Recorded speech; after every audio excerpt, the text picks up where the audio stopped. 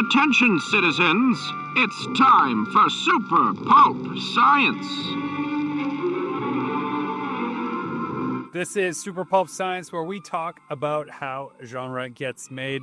It is a full house here, one episode away from our season closer. Yes, that is coming up. We have it all planned out, thanks to Lyndon, who is a guest on the show today. Hello. Hello, Lyndon. My long-suffering co-host, Justin Curry, known the world over as Chasing Artwork, has given us coffee with all his new dinosaur money. I sold a dinosaur print in the studio today. Moments before, yeah, that's right. Nice. And Dan Vadeboncoeur, producer extraordinaire and man with a luscious beard, who my oldest son described earlier as handsome. Thank you, Leaf. That's right. So there we are, all caught up. Dear listener, Lyndon has brought the topic for today, and I would like to characterize it properly.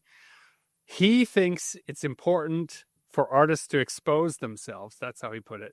In order That's to how you're make going to phrase this. All how right. to make their careers.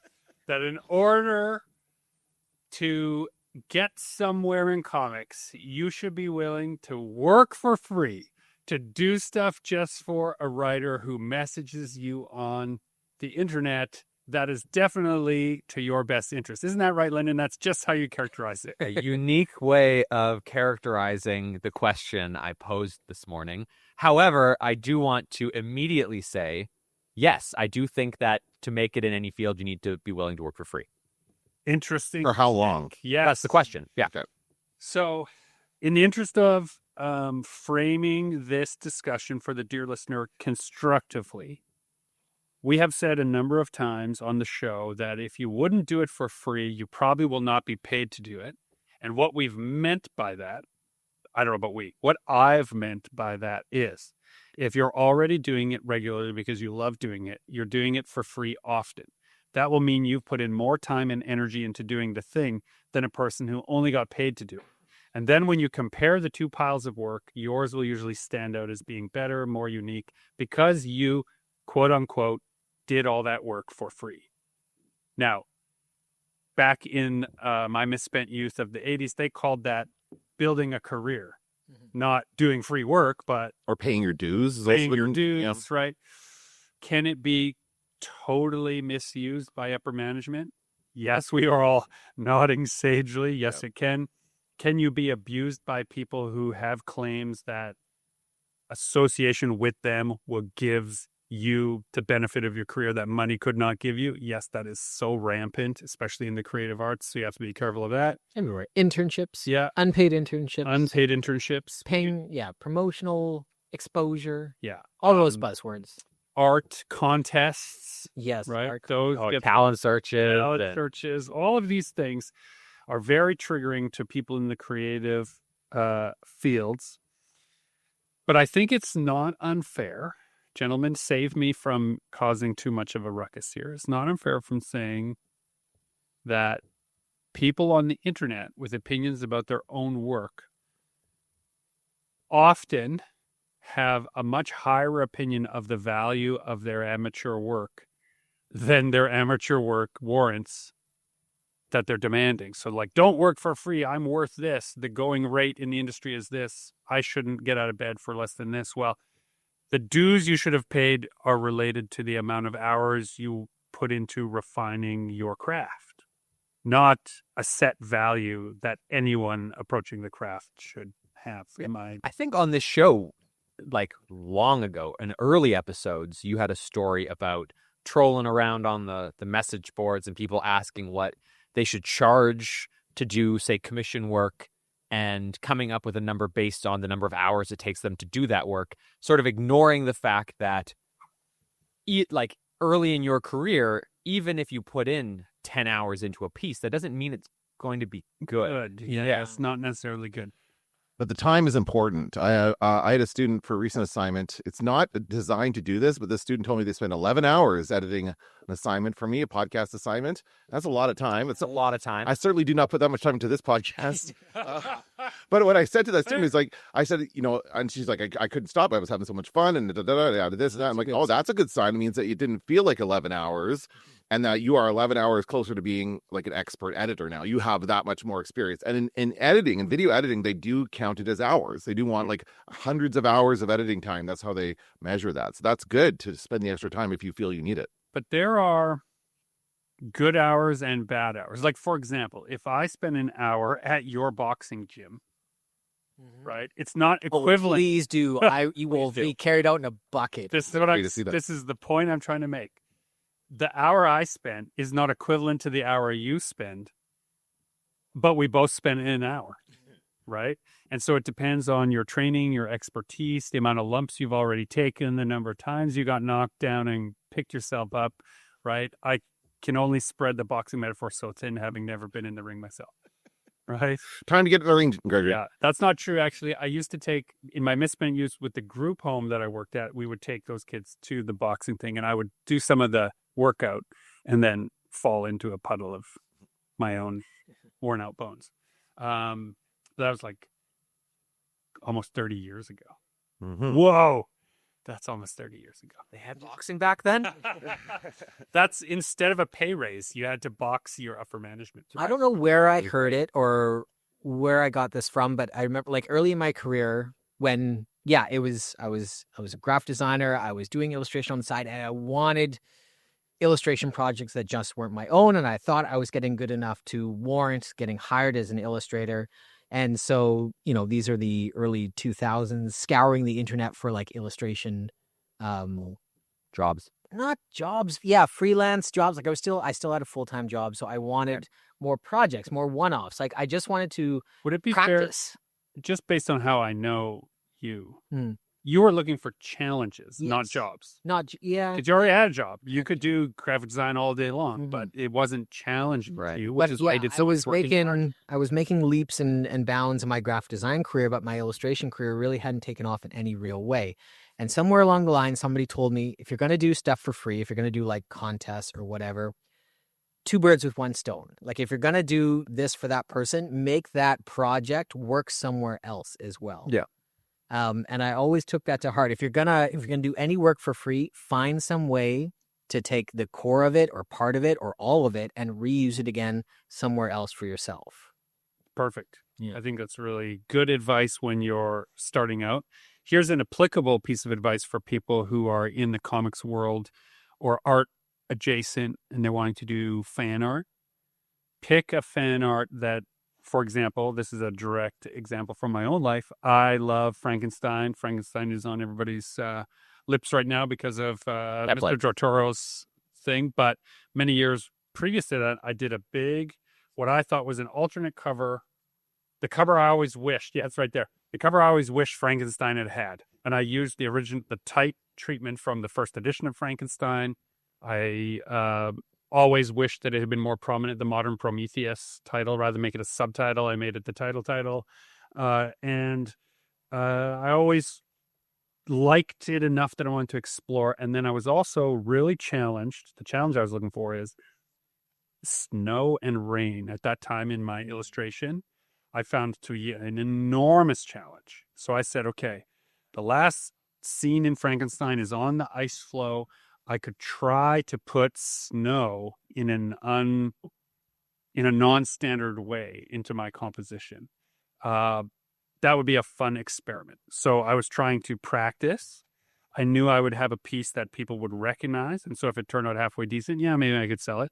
But it has since been in a number of different Frankenstein anthologies and collections because since it was done. I loved it. I spent way too much time on it. Every time something related to Frankenstein comes up and you can submit Frankenstein-related content for the last decade, I've sent that piece in. And so for 5 or 6 different publications, it exists in there and one as a cover. So that one painting you've probably used at least 20 different times, 20 different projects. Yeah, in lots of different ways and in lots of different things. And so did it pay itself back? Yes. But did someone pay me to do it? No. Well, and this makes me think that before you started actually selling your art, everything you did for free. Like, until you actually sell that piece, you're working for free. You're Yes. working on on yourself. Right. That's right. Gentlemen, that's the goal. Hey, I'm walking here. I'm walking here. Up yours, you son of a bitch. You don't talk me that way. Get out of here. You know, when you think about your work, you're not thinking in terms of like the hourly wage that you're making. Never. Well, speaking about, I've always been a fan of like from the hourly Yes. wage. That's how you make art. that, like do any one thing for 10 hours and kind of get a grasp of it. 100 hours, you like pretty good handle. You need that 1,000 hours before like Yeah. Master Right. it. Yeah. even like master, but like you're good at it. And I think all of us at the table here have put in our 1,000 hours at our craft, and we're at the point where people will pay us to do it. But if you're at, hour 17 and thinking you should be paid the same as the guy who's put in hundreds of hours, Like I put It's in ridiculous. 40 hours this year on algebra. Right. No, I bet you guys haven't put in 40 hours this year on algebra, right? But I'm just helping my kids with their math homework. Right. So I My feel kids won't let me help them. right. Yeah. They often won't. What you guys got? Math. Oh, okay. Never mind, Yeah, Dad. they don't like. Don't worry, Dan. They've got Chat GPT. Right. Over there. Oh, don't get me started. But I love algebra because it makes sense to me. And the reason I bring this up here is it reminds me that the algebra, right? You're solving for the variable in this case, right? And you don't know what it is. And so you can put in 3 times, it's 3a, right? It's 3 times the variable. And in this case, those could be hours that you're putting in and you don't know what you're going to use the work for. You just know you really want to make it.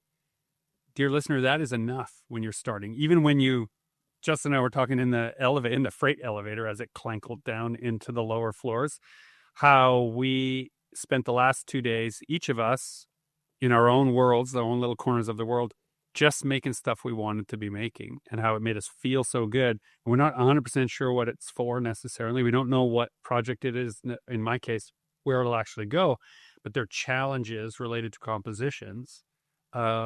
mine's a Sesame Street piece, which is going on my son's wall, but he doesn't listen to the podcast, so I can say that. That's right. You're safe. Mine has a lot of vampires in it. You don't show them the podcast?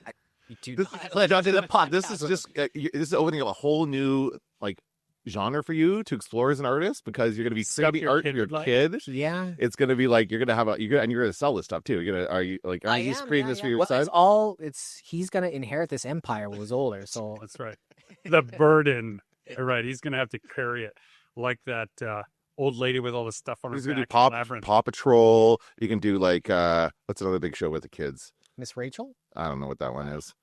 It's certainly not like in the night. much- In the Night Garden was the No, one when by my Van- kids were little. That was really By Van Cassien Tonk will be its own animated. There he show. goes. So that'll be fine. Dear listener, how this whole thing started was Lyndon had an idea. I woke up this morning and thought, I wonder what would happen if I asked the internet for free work. And I posed the question to Gregory and Jonathan, who told me I was crazy. No, well, that mischaracterized, but yes, a little bit crazy. I want to frame this. If nobody knows who Lyndon is, Lyndon Richaga works as a professional letterer and writer in comics. He is a great project manager. He has a credit now at DC Comics in their Satanic Panic as a writer. He has a whole bunch of independent credits, full-length graphic novels. He has gotten tens of thousands of dollars in grants for artists, money that he applied for but didn't keep himself, paid to the artist to have work produced. So it's not like a guy who has no bona fides going to the internet and saying, hey, if you do 1 or 2 pages of a pitch with me and then we could share it on the back end, it's not unreasonable. But we usually make fun of that sentence. we often make fun of it. immediately make fun of people who offer that as their goal. So Well, we would usually reply, okay, what have you done? Like, Yeah. I'm sure you have a great idea, but prove to me that this can actually me go what you've somewhere. done. Lyndon is coming to the table with Yeah, a little bit of proof. To frame it for the listener and Dan, because you weren't a part of this conversation, the idea was there are a number of comics collaboration forums on the internet where artists and writers typically, I don't want to say meet, but there's posts looking for either artists well, there are meet cutes. or writers that are trying to find work or trying to find free work from artists.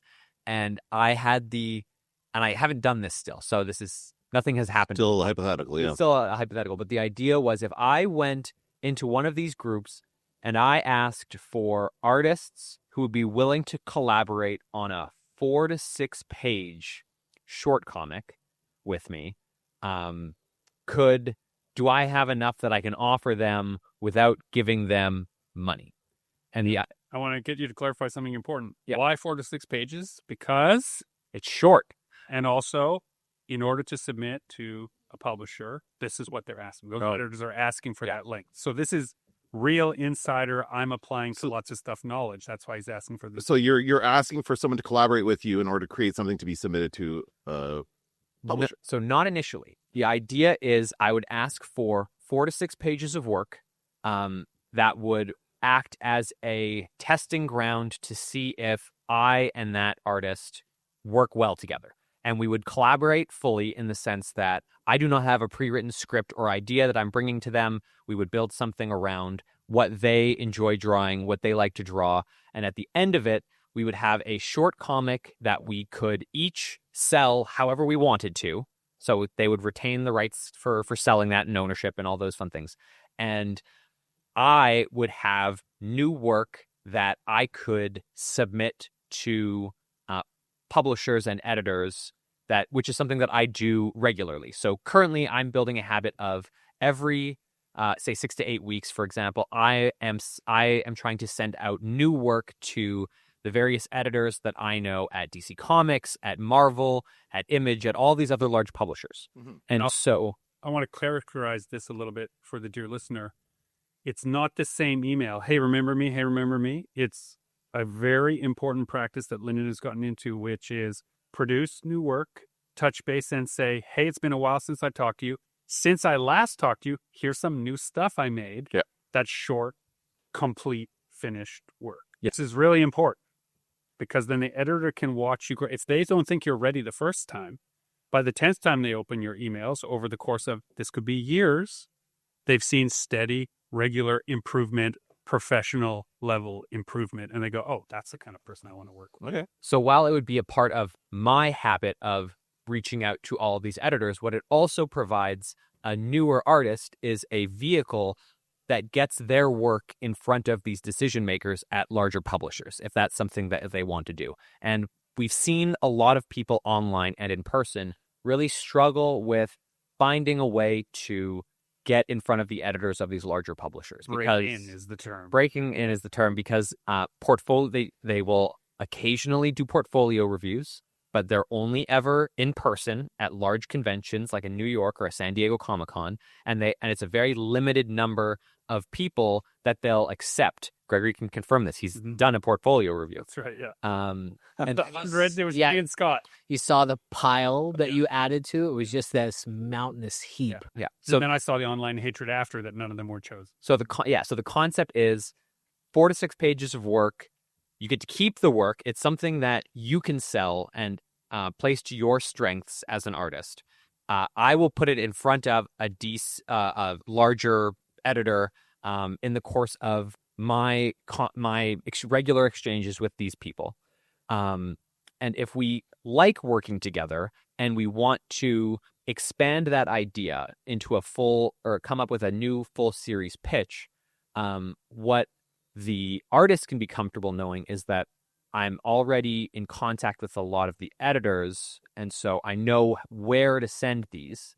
And regardless of whether or not we get published with those publishers, or we decide to independently publish a graphic novel together, the 4 to 6 pages that they've already produced can be used as sample art that we can submit to one of the Canadian granting bodies so that we can seek out a full page rate for them, which is something I've done with Hero Man, with Laundryman 1, with Laundryman 2, with Laundryman 3 when it eventually comes out. All of these have already been paid for, and the artist is getting a full page rate for Now, them. this exact scenario you and Gregory are doing together That's right. on projects, right? That's right. Gregory, Yeah. why would you do this? Why For would I free? do that? Why would you do this Well, for okay, free?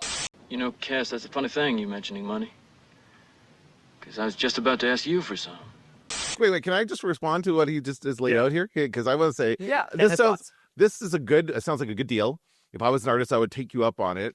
My question is, have you tried approaching any artists that you already know with this kind of a deal? Someone you might want to work with? Yeah, we're Yeah, doing that. numerous. Yeah. Okay. And the idea, You're doing this with numerous. right? Yeah, I mean, like Steven did Infinite Universe without a page rate. Right. He just made it. Yeah. And Zach did the first 8 pages of Hero Man without a page rate. And then we used those pages to secure a publisher and grant funding. And that's because those people knew what I know. You are a person of character.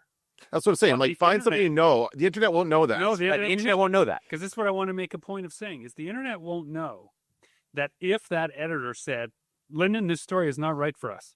Man, this artist is incredible, though. They don't know how quickly you would pivot, and have done so in the past, to rep that artist and get them that job, or try to get them in the door without you leap off of the... Right, yeah. You just Yeah. jump off, pull your parachute, and let them keep flying. Yeah. You've done that plenty of times, but no one will know that. Right. Right? Yeah. And they can only know It's, that. it's a bit of a crapshoot because you're probably gonna run into a few people that will say, sure, yes, I'll do it, and then they will be great to work with. They're gonna have a hard time. Some will be awful. Yeah. hitting deadlines and stuff like that. Like, that's gonna happen, I right? also wanted to talk about the difference between hours being not equivalent. So if you go to a professional comics person who's been doing it for many years, Yeah. then typically speaking, it's 8 hours for a page. They're putting in a day for a page. So if you want 5 pages, then that's 40 hours, It's 1 week. right? Yeah. It's 40 hours. If you're going to a non-professional, Hmm. you're asking for 80 to 100 hours of non-paid work, because they don't know how to stick the landing. They won't produce quality work. You will have an eye, unfortunately for you, you will have an eye for what is the standard. Yeah. And may ask them to lift themselves to that standard, which I caution you will create some bad blood, since, well, I'm already doing it for free, and now he says that page is no good, Yeah. right? That's right. Yeah. People will not realize that their amateur 100 hours is not the equivalent of 10 of Justin's hours, Yeah. right? It's just not equivalent. Yeah. And the internet is a wonderful tool for connecting people. It's also a horrible tool for connecting people. And this is one of those things. People of like minds who have a much more inflated sense of self-worth with no real work under it, just a lot of keyboard work, talking about how they're great, Mhm. are going to find other people to say, yeah, you're the worst, and you always ask for free work. And that can hang around your neck on the internet for a long time. It's true. Yeah. So you'd have to be careful how you characterize it. I think it's fun because you're not getting paid either. No. Like, it's not like you're asking someone for free work for this project that they're then going to go and sell and then make money off I of. agree with you. Like But that can- Dan, That's not how it works. what's the 100 Yeah. hours he's going to put in? How are you going to show it? The artist will always feel my 100 hours shows on these pages. Yes. Yep. They won't feel like his 100 hours, which is, frankly, all that communication, all that back and forth, all the time you spend going physically to conventions, all the time you spend trading your cards, following up. They will never see that work or ever value it. Well, it's all work that I've already done. Right. It's not always so, Yeah, well, true enough. right? Yep. Like, I won't out anyone, but you have like a European artist that Yep. that you have been sort of repping and getting and trying to lay groundwork for a long time, right? That hasn't worked, but you've put in probably hundreds of hours. Well, and that's just the timing. That's because they have their own giant book they're already working on. Right. Like, But the point I'm making is that if you just go to the internet and you make a post that says, hey, I have connections, right. Yeah. right? Work with me for no money. Yeah. The middle ground, I think, is one thing that Dan is pointing out. You already have physical locations that you visit annually where people know you are there doing the work, the hard work, and the kind of hours that only people who aren't at the drawing table can put in. You also have a growing good reputation in those communities. I hope so. So why? We don't know that. We can't confirm that. Well, I can confirm that. I personally can confirm you have a growing good reputation in those communities. So that's the place, I think, where you may have to be patient and wait. Yeah. And prime that pump slower. If you want the instant gratification of a bunch of people saying yes and then no one doing the work, Right. definitely go to the internet message boards. Right. I think it'd be better to like suss it out at different conventions and talk to artists at conventions and like approach them one-on-one. say, "Yeah, I like your stuff. You want to work together?" And then Now, there is a company that Justin and I have both worked for, which gets hundreds of A-list artists, triple A-list artists, to work for free all the time, printed in blood. And the way they do it is they only ask for one image. Yeah. Right? Of a thing you already love. We have, what Printed in Blood does is they get licenses for different movies and shows. So Stranger Things, for example, because everybody's talking about it right now. Yeah. They got the license. Stranger Things art book they being reprinted. So they send out a mass email saying, submit your Stranger Things artwork, and there's a chance it'll go in the book. And if it goes in the book, you have officially licensed work, and you can sell 200. Yeah, it depends. Each book is different. Each license is different, but it can be anywhere from 200 to 500 to 20. And if we really like it, Netflix will reach out, and your art will be used elsewhere. And that's how I got in the Stranger Things calendar, which was really cool. You were in a calendar? I was in a Christmas calendar. Oh, no, it was December. the calendar, and you were... You had December in had the calendar? December, He was yeah. Wow. December. I was See Mr. previous... December. Wow. Make fun of Mr. December. My mom has like 30 of these calendars hidden away. Well, they somewhere. should. From what year? uh, Your mom has 30 copies of say it the was like 2022 how calendar. does it look like that? It's on the shelf over there. We could check, but... But like, what do you do with that many calendars from past years? Where with us? oh, well, you're proud of your son. You keep them. Just- See, he show, Proud of your son. and he show his son when he grows up. And says, "See, your dad did So this calendar." comes around to what Dan is saying and what you're saying.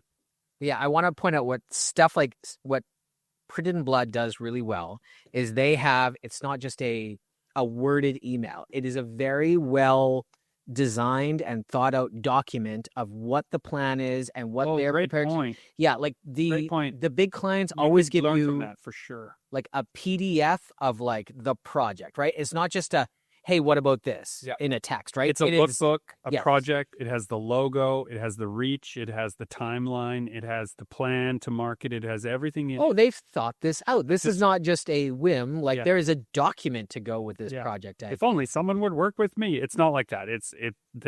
And what they do is they say, this is an all call. If you'd like that document sent to you, sign up here and have it sent to you.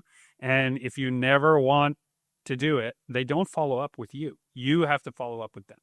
Mm-hmm. And so there's no chasing the free work. So you're saying I need a Google sign up form, a Google Docs sign up. No, what I'm saying is taking what Justin's saying. So I'm actually borrowing good advice from him. Take the document that Printed in Blood sends, take it into your clean room and reverse engineer it into a product pitch to explain what the salient points of that you are offering. What are your 100 hours? Because I know what their 100 hours are on that document, and I trust them, and they have a track record, and they list their track record, which you could also do. What do you call those? Like the pitch document, Like a sell sheet? The sell sheet. That's sometimes called a sell sheet or a print document or the pro forma if you're in business. I'm not. Right. Yeah. Yeah, it's not a story Bible, but some kind of Heard the term pitch deck. Yeah, I hate you the know. term pitch deck. Why? AI has taken it over, and now everyone has the AI do their pitch decks. I've seen some; they are the worst. Do you want me to make a pitch deck for you for this? Oh God! But not just Come on now, don't hit me. Come on now. Come on, I'm a cripple. any project that you're pitching to, like even your friends, when it's just like, hey guys, I've got an idea, and you spitball it, versus like, hey guys, I have this like 4-page like layout of like a project idea. Like one has a lot more weight than the other. And also like as you're building that pitch document, that little slideshow, that whatever, you figure out a lot about the project as well, because it makes sense in your head. But once you start putting it out in bullet points and a timeline, Line and this is brief very different. And we should do this instead of that. and the comps, all that stuff, right? Oh, yeah. I think you could. This is a great middle ground that we have just. And it's more work for you to rendered. do. Yeah, but the idea of this at the beginning too is that if I was going to ask for work to work with someone to collaborate on something, I don't want to hand them a fully developed idea because it needs to be tailored to them. Right. So that's what you'd say in this document. I have worked with this artist and this artist and this artist, and this is how we worked. I asked them what do they want to draw and how do they want to draw it, and then we crafted a story. You have so many great examples of doing that exact thing. Guys, like it's almost overwhelming in a way to be like, we can do whatever. Yeah. It probably would serve you better if you had some vague kind of boxes to like fit this into. Like I would love to do sci-fi Western. I would love to do mystery, noir, black and white, this, like just like even a couple ideas or a couple little like genre, like Good- big genre prompts, Good, right? comfortable. Yep. If you want to look for language, that I think is what you're describing, Mhm. is agents will have their wish Right. list. No kids books. Right? Agents wish Is that really? Every So- agent, every single agent, bold. Yeah, at the top, no. no kids books. Because it's easy to write? Is that what? People Everybody, think it is. Yeah, everybody everyone's wants got a kid's book. Yeah, everyone's got a kid's book. Yeah, so Justin's quietly like hiding his kid's book. Never. I just self-publish. my You're like, kids. do myself. Well, I have a non-kids book that I want to publish, but also those are the 5 kids books I've already published that are seeking representation. what's amazing about your kids' books, though, is because they exist and they were successful. Like we had Scholastic knock on our door that one day. You've already done the unicorn. Like the reason it says no kids' books is because it's too hard to do well. And too many people try to do And it. too many Yeah. people try to do it. And so Justin has not only tried to do it and succeeded 4 different times, right? So he can put a kid's book on his. Sure. I think you've earned it, Justin. Yeah, maybe. You're good enough. You're strong enough. Thank you. And Yeah, gosh darn it, people like you. I think so too. Yeah. But the dinosaur Reddit thread does not like you. Not accurate enough. I side tangent, I'm dear listener. my dinosaurs. My dinosaur life. When I post my stuff online, or you do the Instagram, Facebook, I've also started doing more and more in Reddit, in specific like pages of Reddit. So I had a Lord of the Rings piece. I will post it in the Lord of the Rings art Reddit thread, right? And so it's an audience that is geared towards that specific thing. And so I find it gets kind of more of the right kind of traction and more of just the attention that I used to get on like Facebook and Instagram. I'm Or finding, Immature or any of those places. it Yeah. used to be. Yeah. I know the internet, goes around, and I'm just finding different traction in different places now. And I recently did a dinosaur piece I was very proud of, and the dinosaur piece falls into, it's an isometric piece of artwork, it's a vector piece of artwork, and it's dinosaur themed. So I posted it in those 3 different places, and the comments were wildly different depending on which one you looked at. And the dinosaur people could not get over the fact that it was not 100% accurate. And I post out of the gate, I am not a dino expert. I did this for fun. I did this to spark the joy of The dinosaurs. thing they probably said was They- that a dino expert is not what we're called. They do not give a shit. They're called paleontologists, That's aren't right. they? Okay, No. but what was the detail that you got wrong? Oh, no. Well, there's What? woolly mammoth in there. That doesn't make sense. There's There's like a this DeLorean. dinosaur by that dinosaur. They were millions of years Oh, old. I see. What are you Okay. doing? But I also, I had a DeLorean in there and a Jurassic Park Jeep. I had like a feathered raptor and a Oh, so it's like a raptor. tribute to It's dinosaur. dinosaurs. Yeah. I just It's want just to a love joy. of dinosaurs. Spark also, It's called so much information about dinosaurs is wildly all over the It's place very from true. like the 80s to now. Yes. We don't know what the hell. Brontosaurus doesn't exist. Okay, I don't like that one. I don't like that. Which one is the Brontosaurus? The long neck Big long neck one. Never existed? No, never existed. Wow. got it wrong. See, are we sure about that? Land before time. See, Right, again, wrong. this is something that you would never see in the dinosaur Reddit, because if you were wrong, good lord. Yeah. I will say this: your piece is dinosaur folklore. Yeah, There you go. That's That's what fine. it is. it's folklore. fun. I had a lot of fun making it. Right. People like it. Yeah. Witches aren't how. Just not the witches dinosaur weren't route. I thought it was something like you how got the they- arms not small enough on the T-Rex or something like that. They're like, Probably, yeah.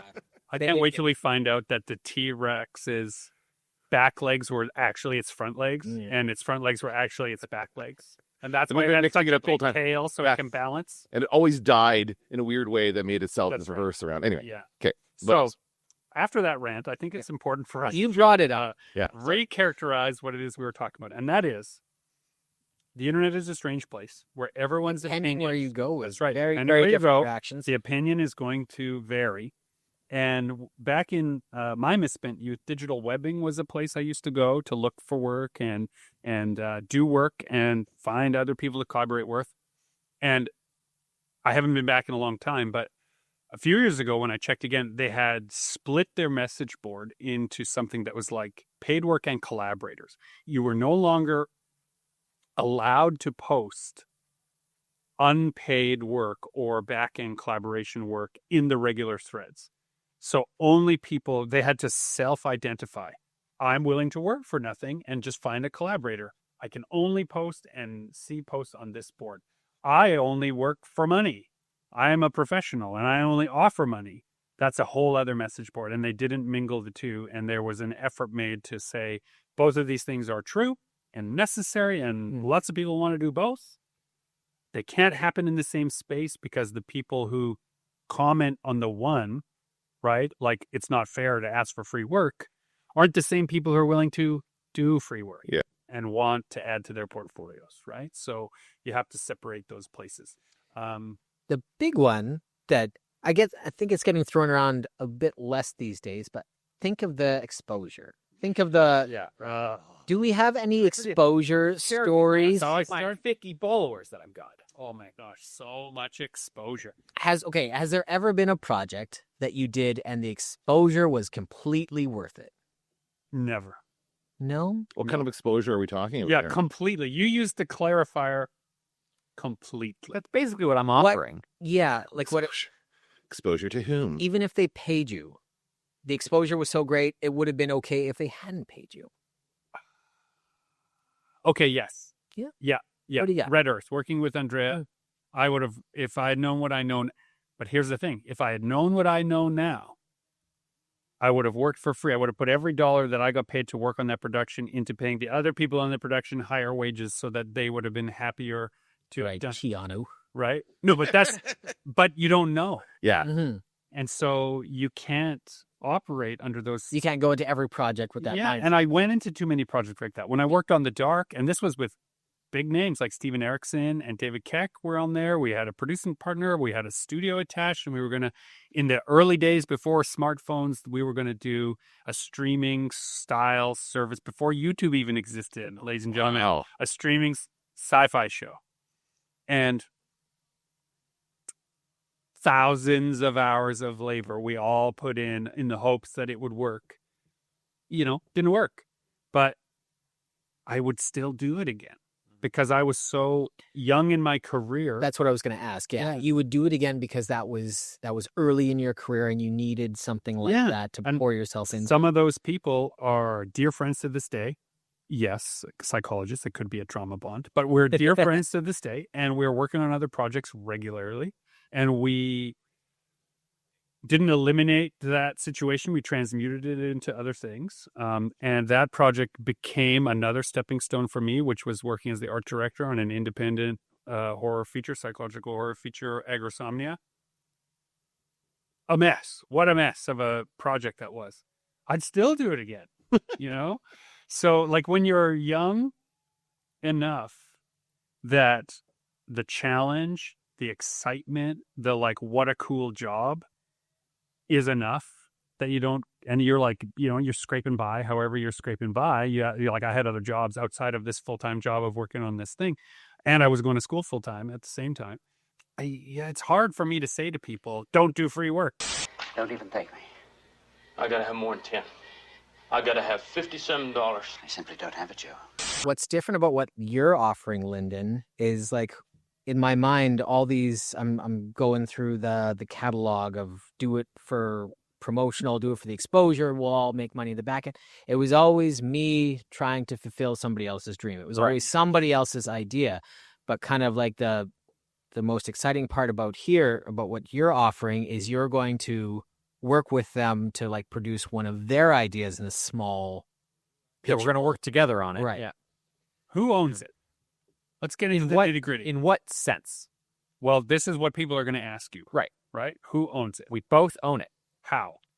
In what way? I did all the drawings. I designed all those characters. Don't I own those? We both own them. What's your agreement for like Cassie and Tonka? No. We're professionals. Oh. So we have experience with agreements. Right. Yeah. People who are going to be willing to do free work have no experience with agreements. Right. So they're going to ask a tirade of questions you take for granted, and your short answers, your quippy answers, are going to come across as dickish. Or no, this is something that you have in that document. Who owns it? True. Yeah, map it all out ahead of time. Who owns it? Yeah. Bullet points. Because in your mind, you're like, well, obviously we'll both own it. Yeah. Dear listener, the answer is when it comes to IP, both parties would own the work 50-50 if you did the artwork, like the physical artwork, all of that would belong to you still to do with what you want. But the concept of the IP is that you cannot independently sell the rights to that work without me agreeing to it. However, what we would both retain is the ability to take the finished product and sell it in whatever sense we wanted to. So you have a 6-page story, you want to put it into an anthology and sell that, go ahead. You want to print it out, you want to sell it, you want to do whatever you want with it and not owe me any money for it, go ahead. If a publisher comes around and says, I want to make a movie out of this using these characters, you have to bring that to me and we have to agree on it together. That's how a 50-50 IP rights split works. And that's like, saying 1 in a million is too big of a chance even. Like the chance of that happening to an unknown property is so small. But that's what everyone gets hung up in. Oh, well, I'm going to become a millionaire if my idea is good. No, you'll not. And the reality is that, first off, the types of people who would see this sort of offer and say, I don't want to work for free for 4 to 6 pages for what you're offering me, means they're probably not the type of person I would want to work with in the first place. Yeah. And the other thing is that if you troll around these online groups long enough, what the majority of writers who are trying to sell troll, you mean lurk. Well, troll around like in a boat. You're right, but I just Because I have just to in say so you can't say alert. Yeah, it's But the majority you don't make fun of them, so you can't say troll. My sons have been really educating me on how important it is to get this stuff right. I trust those boys. Right? Yes. So you're lurking. I'm lurking. If you lurk, not trolling, because you're not lurk around in these forums long enough, the majority of the writers who are seeking artists without paying a page rate, what they're often proposing is, let's work. I have an idea. Let's work on it together. We can put a pitch together and we will send it to Image Comics in their slush pile. And then when we all get paid at the end, you get half. Right. And that right there tells me they have never worked in comics, particularly for Image, because the first thing they'd have to do is pay to print the comics. Right. Yeah. Like So the success story of Image Comics is congratulations. Now you have to pay $20,000. Yeah. Like that's Just to print the book. Right. That's not a bad thing. That's actually a great deal. Yeah. Right? Because you own the underlying IP, the print run is up to you, and so all the profits are yours also. They take a chunk for licensing. A chunk for, and that's it. The fairest deal in comics you can get these days, but it's not free. cheap. And so if what you're saying to people is, and then when Image says yes, then you're going to have, no, that's not true. Right? So you have to have in that pitch document what your next steps are, right? So in what you have going for you is all of these great examples where in order to produce the work, which takes a long time, and you have to do that as a job artist, I will find money from the Canadian government to support you, even if you live in another place. Correct. Right? Mm-hmm. These are huge benefits. But like you say, Justin, they need to be laid out in a nice, well-designed graphic, and you have plenty of experience doing those things now. A well-designed graphic that shows the flow of what we'll do, what the next step is, and what the step after is. It's almost like you're making a little Kickstarter campaign just at one artist. Yeah. Sure. Right. Yeah. Mm-hmm. Please support me. Why? Yeah. What's the why? Yeah. What's the how? What's going to happen after? What if this happens? What if that happens? Yeah. And your experience your experience in the field of law is real benefit to you, because a lot of people who are in the creative side wouldn't know what to do with the contract that was put in front of them in the first place. Right. So being able to say to them that you do know and that you will represent, the interests of both sides accurately and transparently, and that you can call upon many people you have done that work with in the past to vouch for you if necessary. I think this is real important. Now, the last thing I want to mention here, because I know we have to wrap this up right away, is in the idealized world where someone actually reads the offer, says, this looks great, let's do it. What if they're not very good? Dun, dun, dun. Like, can you ask for a portfolio ahead of time before you make the You decision? can, but they're working for free. Yeah, I know, eh? I mean, you should be able to see their stuff. Like, Right, at some point, yeah. you should be able to look at what they do. But like, you can't just be like, yeah, you're working for free, but it's not at a level where I can send this to a professional editor yet. So Okay. But even if their work is not ideal. Yeah. Can you still send that around to like maybe not all the publishers that you would like to, but would you send it, or do you not, like you're talking, you don't want your name attached? You can, but Here is the scenario. This is a good way to wrap up, I think, because it's clear that we need a part 2 for this. This is what I would do in this scenario. Yeah. You've asked them, they've sent you the work, you've developed a pitch, they then send you the pages, and you're like, ugh, C+. yeah. Those then, if you have developed a good, transparent relationship with them, then you say, thank you for this work. I think it's great. I don't think it's yet of a professional level, so we're going to use this as a storyboard for the next artist to then step up. Next artist? I'm telling you, if they want to be pros in comics, that's pretty Dude, I common. just did 6 pages of art for I you. just spent 150 hours of Yeah. free work. Yeah, and you know what they get? They own it. And And they get to know the value of it. No. They get to know the value of doing it. They have done it. No. But you have to be honest. They are now the owner of that IP. And so if you get a third person in to then do the work, think now what happens in the film industry is people take those pitches that are not that well drawn and they get someone better to do it. Gregory, you told me if I did these 6 pages, you would send them to Marvel. Yes. That would have been my mistake. This Phrase it that way. You don't phrase it that way. The also issue is outline no this promises. in the pitch Yeah, document. in the pitch Yeah. document, it has to be of a level, right? But yeah, like your portfolio, you got to put in the hours. You got to have the work. If you want to get into comics and you don't have any pages, now that you have 6 pages already, you're above and beyond a lot of these people who complain about never getting a chance.